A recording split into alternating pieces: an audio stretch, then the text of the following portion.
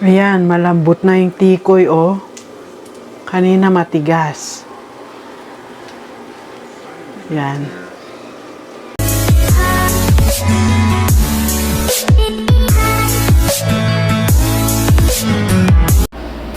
Hello guys! Happy Saturday! So ngayon guys, meron akong tikoy dito na nabili ko sa Chinese grocery dito sa Toronto.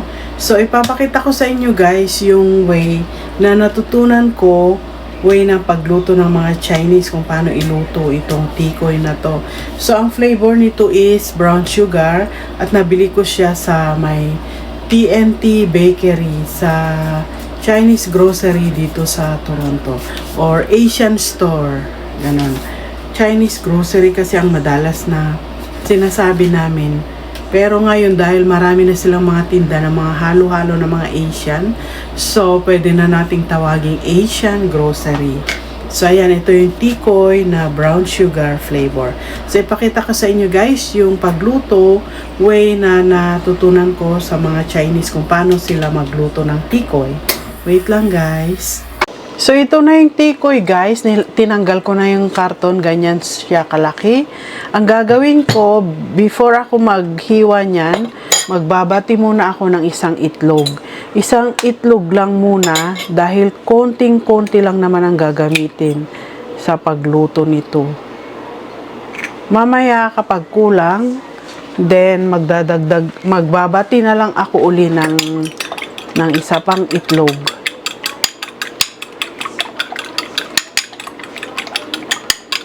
Yan, one lang muna. Tapos, hihiwain ko itong tikoy. Ayan, medyo nagmamantika dahil may coconut, ano yata to eh. Ang hirap lang tanggalin dito sa may lalagyan. Nakadikit. Hatiin ko kaya. Try nating hatiin sa loob.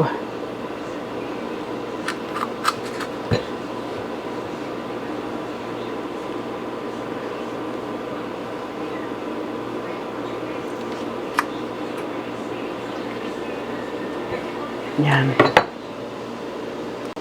Ayan, medyo mas mabilis na siyang matanggal. Oh, yan. Napaka-oily, oh. Dahil meron siyang coconut milk sa paggawa nito. Kaya ma-oily.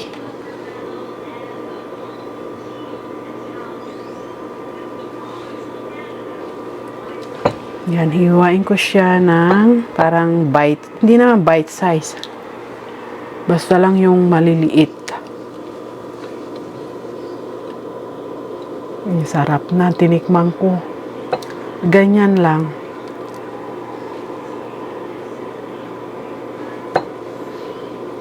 Parang ganyan. Kaninipis.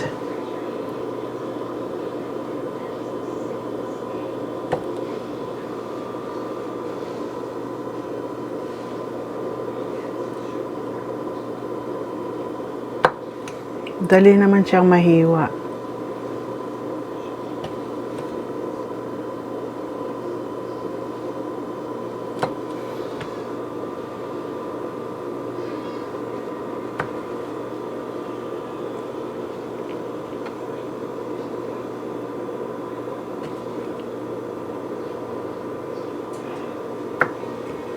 O yan.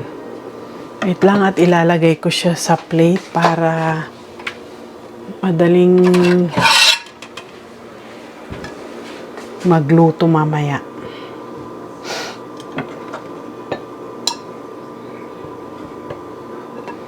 O diba, lalaki nga niyan eh.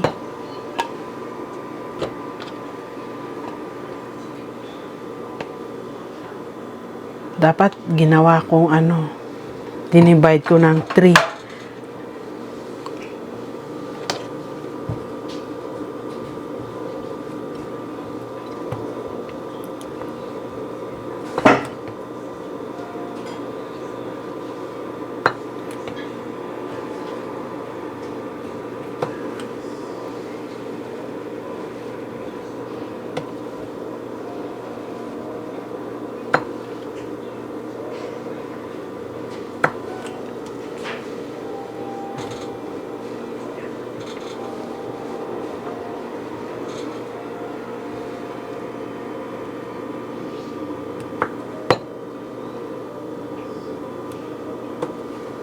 O yan, tapos na nating hiwain guys. Ngayon, ipapakita ko kung paano ko siya lutuin.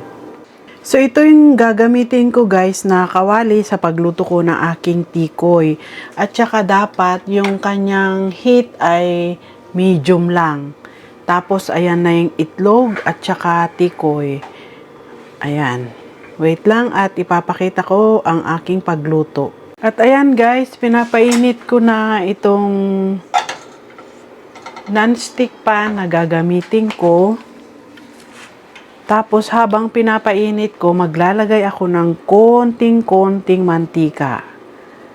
Dahil nga kanina nakita niyo naman, 'di ba, na nagmamantika yung tikoy dahil ginawa naman nila 'yan with coconut cream or coconut milk. Kaya hindi kailangan ng maraming mantika. Yan. Ganyan. Wait lang at painitin ko ng konti. At mahina lang yung apoy guys para hindi masunog naman yung itlog na gagamitin ko mamaya sa pagluto nitong tikoy. Ayan guys, medyo mainit na itong non-stick pan. Ngayon naman, maglalagay na ako nitong tikoy. So, ito yung itlog guys. So, ganito ang gagawin ko.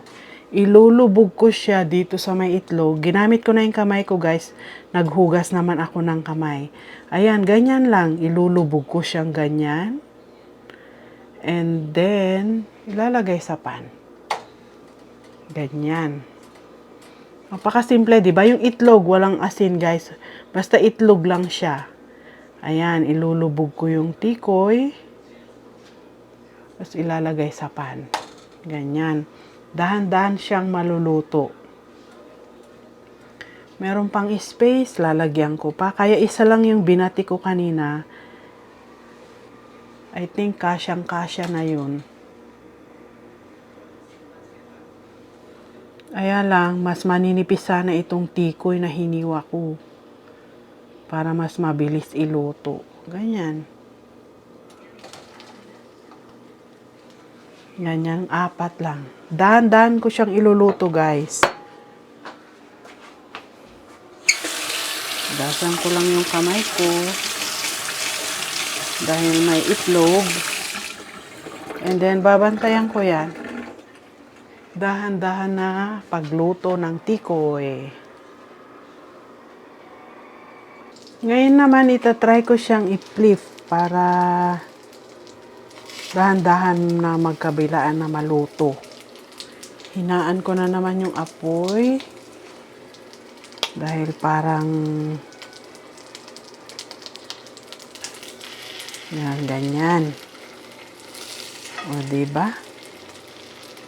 Ayoko naman yung maraming itlog dahil hindi naman ganun. Ang nakita ko na pagluto nila.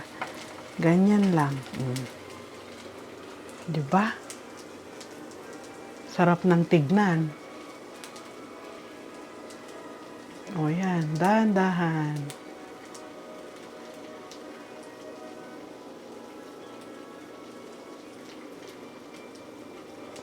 Ayan, malambot na yung tikoy, oh. Kanina matigas. Yan. O, diba?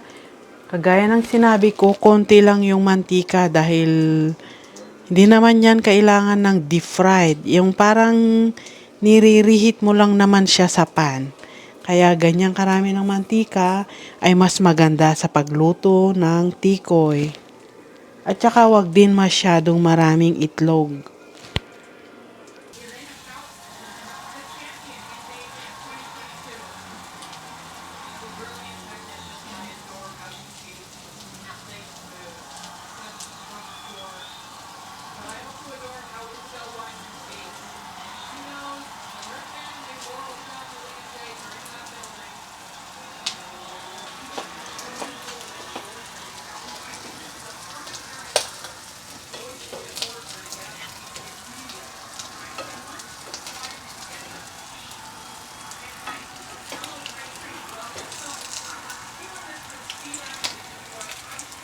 Hindi pa siya luto dito guys dahil may mga part pa na matigas itong tikoy. Lalo na ito. At saka ito. Tsaka kaya iluluto ko pa siya ng konti.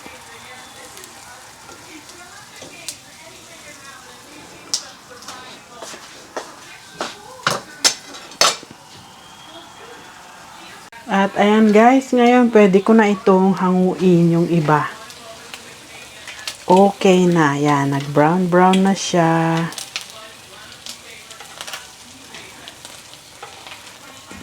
Lutuin ko pa ng konti. Ito rin, ayan, ito okay na.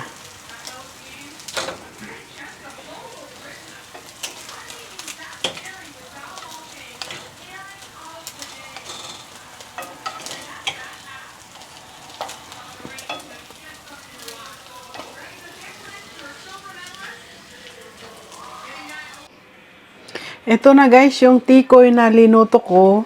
Ayan yung isa. At saka ito yung isa. So, 2 plato ang nagawa ko guys. O, diba? Ang dami ng kinalabasan ng isang tikoy na yun na pinakita ko kanina before ko siya linuto. So, ngayon guys, titikman ko itong linuto ko na tikoy. Yan. Mainit ba? Hindi naman. Tamang-tama lang. Grabe, pag nakikita ko talaga to pag ganitong Chinese New Year, talagang napapabili talaga ako. It reminds me of Hong Kong kasi.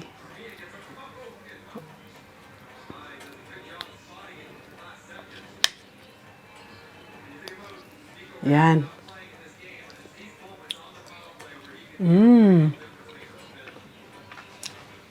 Grabe, ang sarap.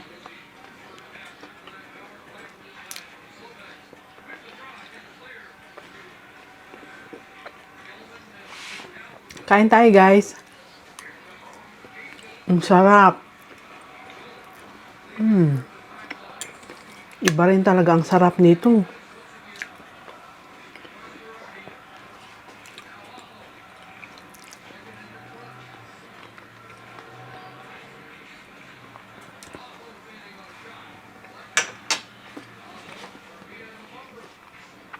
Wait lang.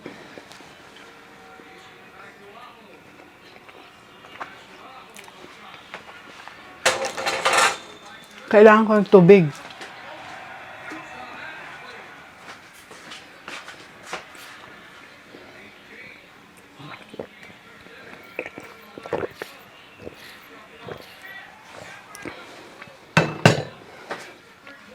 So, ayan guys, ang ating video for today kung paano magluto ng tikoy.